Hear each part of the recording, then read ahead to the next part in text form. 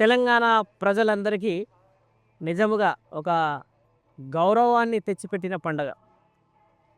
ఇది కోయ జాతులు, గిరిజనులు, కొండ జాతులు మరియు వ్యవసాయాన్ని నమ్ముకొని బ్రతుకుతున్న ప్రతి వనం అంటే ఒక అడవికి సంబంధించిన పండగ.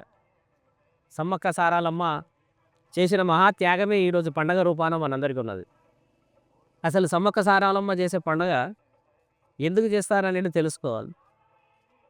వాళ్ళకి భూమి శిస్తు కట్టడం ఇష్టం ఉండదు. మేము ఎవరికి బానిసలాగా ఉండం. మేము కష్టపడ్డ కష్టాన్ని మేమే తినాలి. మా కష్టాన్ని మాకే ఇవ్వాలి.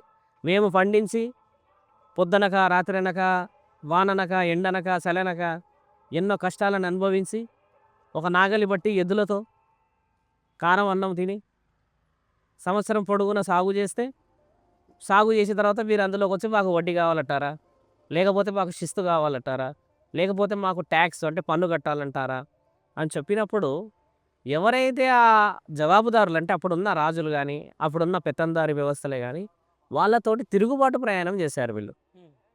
అంటే ఒక యుద్ధం లాంటిదే ఇది. మేము కట్టను, పన్ను కట్టం మేము మా కష్టానికి అన్నప్పుడు వారిపై తిరుగుబాటు చేసి వారిని చిత్రహింసలు పెట్టినప్పుడు వారు చేసిన మహాపోరే ఈ వనదేవతల పండగ. ఈ పండగలో వాళ్ళు వీరమరణం పొందారు. వీరమరణం పొందారు ఎప్పుడు తెలుసా? ట్యాక్స్ కట్టకూడదు అనేంత వరకు పోరాటం చేశారు. తల్లి, తల్లి తర్వాత కూతురు, కూతురు తర్వాత కొడుకు. ఎన్ని పోరాటాలు చూసారా? అసలు ఎంత భయంకరమైన పోరాటం చూసారా?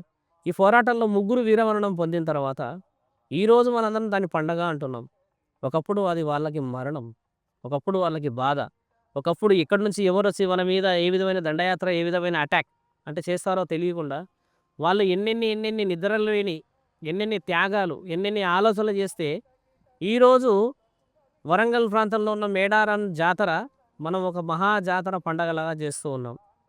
నిజంగా చెప్పాలంటే ఇప్పటి వరకు కూడా భూమి మీద ఎవరు వసూలు చేస్తలేరు డబ్బులు, గమనించండి. వాళ్ళు చేసిన ఘనకీర్తి ఇది. సమ్మక్క సారాలమ్మకి అందుకు మనం పండగ చేయాలి. అందుకు ఇది ఆసియాలో కాదు ప్రపంచంలోనే పెద్ద పండగ కావాలి. ఎందుకంటే ప్రపంచం మొత్తం వ్యవసాయమే ఉంది. వ్యవసాయం లేని ప్రాంతం అయితే లేదు కదా, ప్రతి ఊర్లో ఉంటుంది. కాబట్టి వ్యవసాయం మీద పన్ను కట్టము అని చెప్పి దాన్ని గెలిచిన మహా వీర వనితలు వాళ్ళు. అలాంటి కారణ జన్మలు పుట్టిన మహా ఓరుగల్లు గడ్డ నిజము ఎంత గర్వకారణమైనది. అలాంటి గర్వకారణమైన ఈ తెలంగాణ నిజంగా గర్వం. అలాంటి భారతదేశం నిజమైన సనాతన ధర్మానికి ఎంతో నిలువెత్తు నిదర్శనం. కాబట్టి మీరన్న ఈ పండగ ఈ విధముగా పుడితే అక్కడ బంగారానికి ఉన్న విలువ బెల్లం. ఓ కారణ జన్ముడి కలలో కనబడి అమ్మ నా వ్యాపారము, నా వ్యవసాయం చేతికొస్తలేదు, నడుస్తలేదు అని బాధపడితే ఆయన కలలో కనబడి బిడ్డ నీవు అంతగా చింతించాల్సిన పని లేదు, నీవు పండించిన ఆ పంటని నా దగ్గరికి తీసుకొచ్చి ఈరోజు నైవేద్యముగా పెట్టు అని చెప్పినప్పుడు ఆ బెల్లాన్ని తీసుకొచ్చి పెట్టినప్పుడు ఆయన గారు అడిగిన మాట ఏంటంటే నీకు నైవేద్యంగా పెడితే నా వ్యాపారం ఏ విధంగా సాగుతుంది?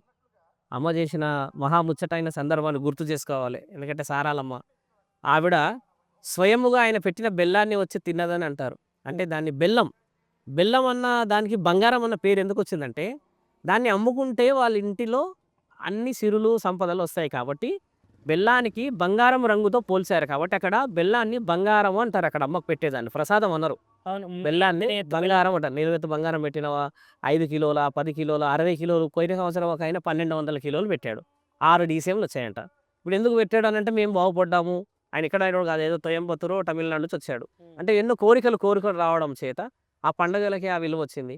ఆ అమ్మ ఆయన బంగారం పెట్టినప్పుడు అక్కడ ఆ బెల్లాన్ని స్వయంగా అమ్మనే వచ్చి తిని ఇది ఇక పైన నాకు ఎంతో రుచికరమైనది మరియు నేను స్వీకరించే నైవేద్యం ఇది, మరియు ఇక పైన నాకు ఇది తప్పితే నేను ఏది స్వీకరించను అని చెప్పి అమ్మ కలలో కనబడి చెప్పినప్పుడు స్వయంగా భక్తులందరికీ అక్కడ ఏం చేసిందంటే ఇక పైన సారాలమ్మకి, సమ్మక్కకి వీళ్ళందరికీ బెల్లమే ఎక్కుతుందంట అని చెప్పడం చేత ఆ యొక్క వ్యాపారం లాగా ఈరోజు ఎంతో ప్రత్యేకమైన అక్కడ ఎన్ని వ్యాపారాలు, కోట్ల వ్యాపారం ఇప్పుడు అది.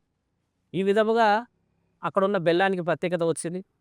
జంపన్న వాగు వీరమరణం పొందిన జంపన్న తమ్ముడు అందులోనే ఆ పారుతున్న గంగలోనే ఆయన గారి కాలం అంటే బాగా కత్తిపోట్లు పడి తర్వాత యుద్ధం చేస్తూ నేల కొరిగిన ఆ నీళ్లు ఇప్పటికీ ఎర్రగా రక్తపు మడుగులో కనబడుతున్నట్టే రక్తపు నీళ్లు పోతున్నాయి అంటారు. ఇంకో విషయం ఏందంటే అందులో మునిగి లేవడానికి గల ముఖ్యమైన కారణం ఏందంటే జంపన్న లాంటి వీరత్వం వస్తది అని అంటారు. అట్లా మునుగుతే అదొక నమ్మకం. ఎందుకంటే ప్రాణాలను సైతం ప్రజల కోసం అప్పచెప్పి ప్రాణాలను వదిలే వాళ్ళు ఎవరైనా ఉన్నారా? మీరు వదులుతారా? రూ. 10 ఇస్తే ఈ రోజుల్లో అవతల వ్యక్తిని ఇబ్బంది పెడతామని ఆలోచించే మనుషులున్న దగ్గర, యావత్తు ప్రజలే ఆనందపడే విధంగా ముందుకొచ్చారంటే వాళ్ళు ఎంతో గౌరవంగా ఉన్నారు. కాబట్టి ఆ వాగులో స్నానం చేయడం చేత, ఆ మునగడం చేత మనందరికీ ధైర్య సాహసాలు వస్తాయని ఒక ఆలోచన. సారాలమ్మని పూజించడం ద్వారా సౌభాగ్యవతులకి పెళ్ళిళ్ళు, వాళ్ళ యొక్క ఇల్లు సంసారం బాగుండడానికి సమ్మక్కని పూజించడం చేత గర్భానికి సంబంధించిన పిల్లలు, వీరవనితలు పుడతారన్న ఒక నమ్మకం. వాళ్ళు వనదేవతలు. వాళ్ళు వనదేవతలంటే గ్రామ దేవతలు. వాళ్ళు వేదశాస్త్రాల్లో, ఇతిహాస పురాణాలలో, తాళపత్ర గ్రంథాల్లో రాయబడలేదు. కానీ వాళ్ళు చిరంజీవి తత్వాన్ని గెలిచారు.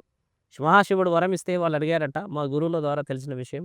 మహాశివుడు వచ్చన్నాడంట, మీకు పూర్వ వైభవం ఇస్తాము అంటే వాళ్ళు అన్నారంట, మాకు పూర్వ వైభవం వద్దు.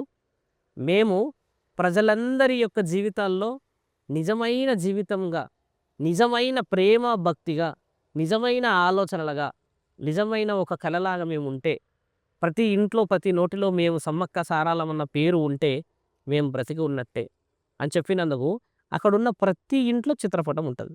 ఎప్పుడైనా సమ్మక్క సారక్కకి వెళ్ళారా మీరు? వెళ్ళినప్పుడు అక్కడ నుంచి బెల్లం తీసుకొస్తారుగా. తెలియని పర్సన్కి ఇస్తే చెప్పులు వదిలిపెట్టి మొక్కి తింటాడు. వాళ్ళు సంపాదించిన గౌరవం చూసారా? అంటే చిరస్థాయికి సంబంధించిన ముద్రణ వేశారు వాళ్ళు. ఇప్పుడు బిరుదులు వస్తాయి, తర్వాత ఎన్నో కాగితాలు వస్తాయి, ఎన్నో మొమెంటోస్ వస్తాయి కదా, అవన్నీ అటుకుల మీద పెట్టుకుంటాం.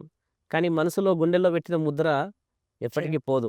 కాబట్టి వాళ్ళు వేసిన చిరస్మరణీయమైన సమ్మక్క సారాలక్క ముద్ర నిజమైన ముద్ర. కాబట్టి అలాంటి వీర వనితలందరికీ వన పూజలు చేయడం శుభసూచకమే. కాబట్టి అలాంటి పండగ తెలంగాణ యావత్తు ప్రజలందరూ జరుపుకోవడం ఎంతో గౌరవం, ఎంతో గర్వముతో పాటు అక్కడికి చేస్తున్న ప్రభుత్వ ఏర్పాట్లు కూడా ఎంతో గణనీయంగా 2 నెలల నుంచి ఏర్పాట్లు ఎక్కడెక్కడి నుంచో ఉన్నాయి. ఇక్కడ మా శిల్పి కూడా రమ్మంటే సమ్మక్క సారాలక్కది కొంచెం పని నడుస్తుంది రాను అన్నాడు. సుమారు నెల 15 రోజులు వచ్చి ఆయన నిన్ననే వచ్చాడు. కాబట్టి ఏంటంటే ప్రభుత్వం చేస్తున్న ఏర్పాట్లన్నీ కూడా ప్రజలు దగ్గరుండి చూడాలి. ఇదొక ఎత్తైతే ఇక్కడ అక్కడ యాటలు కోళ్ళు కోయడాలు ఒకటి ఉంటుంది. అంటే అంత దూరం ప్రాంతాల ప్రజలందరూ చేరలేరు. చేరకపోవడం 2 కిలోమీటర్లు 3 కిలోమీటర్లు వరకు నడిచి అలసిపోయి ఎక్కడ చెట్టు ఉంటే అక్కడే బొట్టు పెట్టి అక్కడ కోళ్ళు కోసుకొని వాళ్ళు కూర్చున్న దగ్గర కూడా ఆ చెట్టులో కొలువై ఉంటుందన్న ఒక నమ్మకంతో ప్రజలందరూ వారి యొక్క నైవేద్యాలు ధూపదీప నైవేద్యాలు పెట్టి అమ్మ ఆశీర్వాద బలాలు తీసుకుంటారు. సమ్మక్క సారలమ్మ జంపన్న ఆశీర్వాద బలం ప్రతి ఇంటికి ఉండాలి. ఇలాంటి పండగలు గతంలో 5 సంవత్సరాలకు ఒకసారి చేసేవాళ్ళు. దానివల్ల ఏమైతుందంటే అడవి చాలా దట్టంగా పెరిగిపోవడం చేత కొన్ని కష్టాలు. వాళ్ళు ట్యాక్స్ పే చేయదని అన్నందుకు ఇప్పటికీ వారికి ద్వారం లేదు. గుడి కట్టొద్దు అన్నారంట వాళ్ళు. అమ్మని పూజించాలంటే కట్టనే పూజించండి అన్నారంట. అందుకని ఇప్పటివరకు సమ్మక్క సారలక్కకి గుడి లేదాడ. ఎందుకంటే వాళ్ళు ఒకరి కింద బానిసలాగా ఉండదలుచుకోలేరు. గుడి కడితే ధూపదీప నైవేద్యాలు ప్రసాదాలు అవి ఇవి అని అట్టని పెసరట్టని ఇప్పుడు మొత్తానికి మళ్ళీ అదొక వ్యవస్థ మొదలవుతుంది. విగ్రహం పెడితే అదొక లొల్లి. ఇప్పుడు ఇట్లా ఒకవేళ గేటు పెడితే దానికి ఒక రిస్ట్రిక్షన్ విఐపి ఐవైపి ఈఐపి అన్ని నార్మల్ పర్సన్ అని వాళ్ళు అన్నది ఏంటంటే మేము అడవిలో ఉండే మనుషులము, ఎవరి బానిసత్వానికి మేము ఉండదలుచుకోలేదు అని చనిపోయిన తర్వాత చాలామంది కళలలో కనబడి చెప్పడం చేత అప్పట్లో ఉన్న పెద్ద మనుషులు ఇప్పటికీ ఆ ఆచారాన్ని పాటిస్తున్నారు.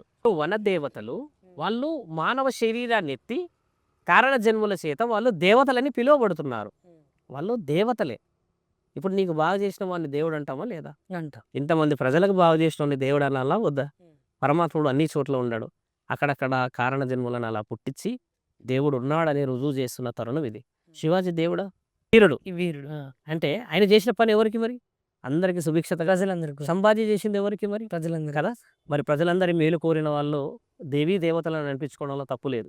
ఎవరైతే స్వార్థంతో వారి గురించి ఆలోచిస్తారో వాళ్ళనే అనకూడదో అనాలని నిర్ణయం. కానీ ప్రజలకి నిజమైన క్షేమాన్ని అందించిన వాళ్ళని పరమాత్ముడు పంపించాడని అనుకోవడం తప్పులేదు కదా. మీరు చాలామంది గతంలో కూడా అన్నారు వాళ్ళు దేవతలు కాదు, వాళ్ళు ఇలా కాదు అలా కాదు అన్న వాళ్ళందరూ మేము చెప్తాం. లోక కళ్యాణం కోసం చేసిన ప్రతి త్యాగం పరమాత్ముడి ఆజ్ఞ కాబట్టి వాళ్ళు కూడా అంతటి విలువని సంపాదించే స్థితికి వెళ్ళడమే గౌరవం. మీరు నేను కూర్చొని ఈరోజు వాళ్ళు దేవుళ్ళు కాదా అని అనడానికి లేదు. వందల సంవత్సరాల చరిత్ర అక్కడ రుజువు చేయబడిన చరిత్ర అక్కడ ఉన్నది. ఎక్కడో కొండ గుహలో ఉన్నారు, కనబడతలేరు, వాళ్ళు దేవుళ్ళు అనడానికి లేదు. అంత నిదర్శనంగా ఉంది. అంత పెద్ద కట్టిన అవి ఉన్నాయి. వాళ్ళు ఆ జంపన్న వాగు ఉందక్కడ. తర్వాత ముందుకు పోతే అక్కడ అమ్మవారు స్వయంగా పైనుంచి తీసుకొనొస్తున్నప్పుడు అక్కడ ఒక గంగ పారుతది. ఆ అవునవును. నీళ్లు డబ్బాలో పట్టుకొని పోతే ఎందుకు అనంటే ఆయన నీళ్ళు ఎంత తియ్యగుంటాయి స్వామి, సంవత్సరం మొత్తం వస్తాయనంటారు. అంటే అది ఊరికి వచ్చిన నమ్మకాలా? ఇక్కడ బిస్లెరీ వాటర్‌లో తియ్యగుండవా? అక్కడే ఎందుకు తియ్యగుంటాయంటే అది నమ్మకం మిత్రా. మంచి ప్రశ్న అడిగారు కాబట్టి ఒక మాట చెప్పి ముగిస్తూ ఉంటాం. ఈరోజు జాతరలో పాల్గొంటున్న వాళ్ళందరూ ఆ రోజు ఆ వీరవనితలో చేసిన మహాయుద్ధంలో పాల్గొన్న వాళ్ళే అనుకుంటాను నేను. కాబట్టి అమ్మ సమ్మక్క, సారలమ్మ అయినా, జంపన్న అయినా వాళ్ళు చేసిన ఆ గొప్ప త్యాగాన్ని మనం ఖచ్చితంగా గుర్తు చేసుకోవాల్సిన సమయం ఇది. ప్రజలందరూ గర్భవతులే గానీ, ముసలి వాళ్ళే గానీ, చిన్న పిల్లలైనా కూడా ప్రభుత్వం కొన్ని జాగ్రత్తలు చెప్తూ ఉంది. కొంచెం జాగ్రత్తగా వెళ్ళాలి. జాగ్రత్తగా రావాలి. ఎందుకంటే హడావిడి ఎక్కువ చేయడం, 6, 7 కిలోమీటర్లు నడవడం చేత ఇబ్బంది. ఆ రోడంతా బెల్లమే పడి ఉంటది.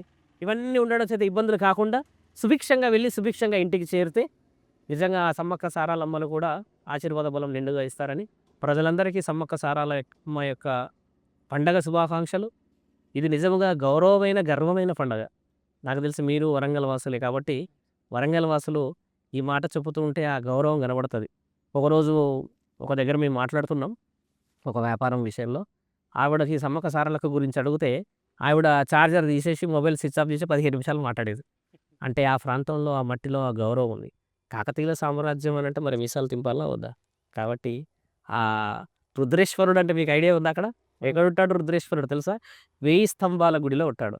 మరి ఆ మహారుద్రేశ్వరుడు ఉన్న ఆ ప్రాంతంలో ఇలాంటి గొప్ప గొప్ప త్యాగమూర్తులు ఉండడం మనందరికీ గొప్ప. ఓరుగల్లు ప్రాంతం ఒక్కోసారి ఎంతో గౌరవాన్ని సంపాదించుకుంది అనిపిస్తది. అలా ఒక్కొక్క చరిత్ర ఒక్కొక్కలా ఉంటది మనది. పూర్వీకులన్నీ మనకు అన్నీ చేసి పెట్టారు. ఈరోజు మనకు ఒక కిలో బెల్లం పట్టుకోవడానికి బరువైతుంది. కాబట్టి ధర్మాన్ని కాపాడే విధంగా వెళ్ళాలి. ప్రజలందరికీ గూడా ఈ పండగ శుభాకాంక్షలు చెప్తూ, మీరు మంచి కవరేజ్ చేయాలి. మన గొప్ప చరిత్రను ఇంకా గొప్పగా చూయించాలి. మన రాష్ట్రంలో ఉన్న ఆ పేరు చాలు. ఇప్పుడు ఎలా మొదలైతది ఆల్రెడీ పబ్లిక్ అక్కడ గ్యాదర్ అయిపోయారట. అంటే అంత పబ్లిక్ వస్తున్నారు అక్కడికి. కాబట్టి సుమారు ఒక 8, 9 కోట్ల మంది రావచ్చని అంచనాని మనం ఖచ్చితంగా గెలిచి చూయించాలి. మరి మహా కుంభమేళను తలపించే విధంగా జాతర జరగాలని ఆలోచిస్తూ ప్రజలందరికీ హర హర మహాదేవ్. ఓం